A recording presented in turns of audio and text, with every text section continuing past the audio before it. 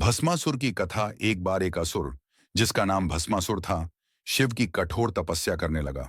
वह केवल एक वरदान चाहता था, जिसके सिर पर हाथ रखूं वह भस्म हो जाए। शिव सदा दयालु थे, उन्होंने वरदान दे दिया।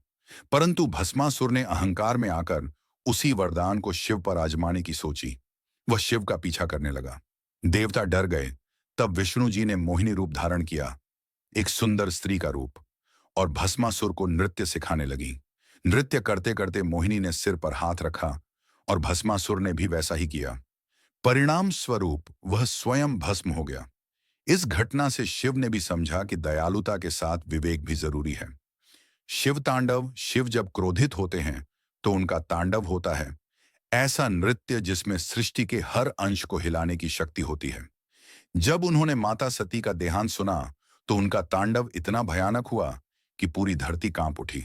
विष्णु जी ने सती के शरीर के टुकड़े किए ताकि शिव शांत हो सकें, और जहां जहां उनके अंग गिरे वहां शक्ति पीठें बन गईं।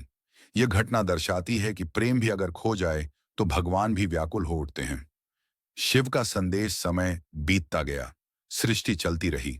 शिव आज भी कैलाश पर ध्यान में लीन है, कभी नंदी के साथ, कभी गंगा की धारा के नीचे, और कभी पार्वती संग मुस्कुराते हुए। उनकी कथा हमें सिखाती है, विनाश और सृजन दोनों जीवन का हिस्सा हैं। सच्चा योगी वही है जो क्रोध में भी करुणा रखे और शांति में भी शक्ति। शिव की कथा। करुणा और विनाश के देवता। बहुत समय पहले की बात है, जब यह सृष्टि नई नई बनी थी, तब ब्रह्मा जी ने संसार की रचना की। विष्णु जी ने उसकी रक्षा का दायित्व संभाला, और शिव, जिन्हें महादेव कहा जाता है, को संहार का कार्य मिला। लेकिन संहार उनके लिए केवल विनाश नहीं था, बल्कि नए सृजन की शुरुआत थी। कैलाश का शांत जीवन। भगवान शिव कैलाश पर्वत पर माता पार्वती के साथ निवास करते थे। वे बहुत सरल जीवन जीते। शरीर पर बाघ की खाल, गले में सर्प, माथे पर भस्म और जटाओं में बहती गंगा। उनका वाहन नंदी बैल था। शिव योगी थे, जो संसार की मोह माया से परे थे। वे कभी समाधि में लीन रहते तो कभी भूत प्रेत और गणों के साथ नृत्य करते। माता पार्वती उनकी अर्धांगिनी थीं, शक्ति का स्वरूप। दोनों के मिलन से सृष्टि का संतुलन बना रहता था। शिव बिना शक्ति के शव हैं, और शक्ति बिना शिव के अधूरी। विष पीने की कथा। एक बार देवताओं और असुरों ने समुद्र मंथन किया।